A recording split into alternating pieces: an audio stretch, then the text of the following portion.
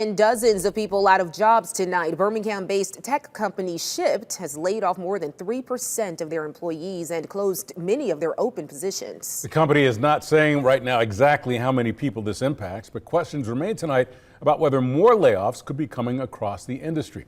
Our Lauren Harkson live and on your side tonight after talking with an expert. And Lauren, what did you learn? Steve, Brittany, I'm told this isn't something new. All year there have been layoffs across the tech world, and companies both big and small. And even though some are laying off employees, others are still hiring.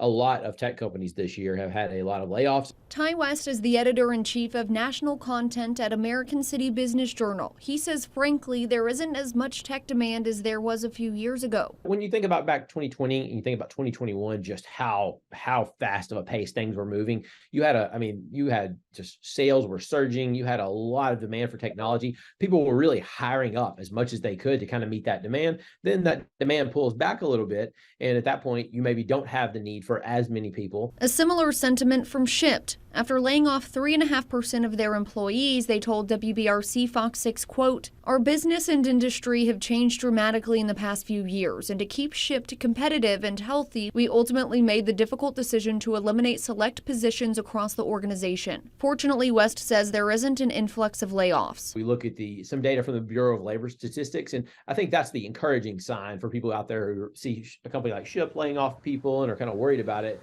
You know, that layoff rate has held pretty steady through the course of the year, around 1%, a little bit higher. So while companies may still have future layoffs, West says others are still hiring. Tech talent, is particularly depending on what you do, is still in high demand. Unemployment is still at or near record lows. Layoff rates have not really spiked the way that you would expect if we were having that kind of mass layoffs. It's going to be, from every economist we've talked to, it's still going to be a very candidate-friendly job market by and large for the foreseeable future.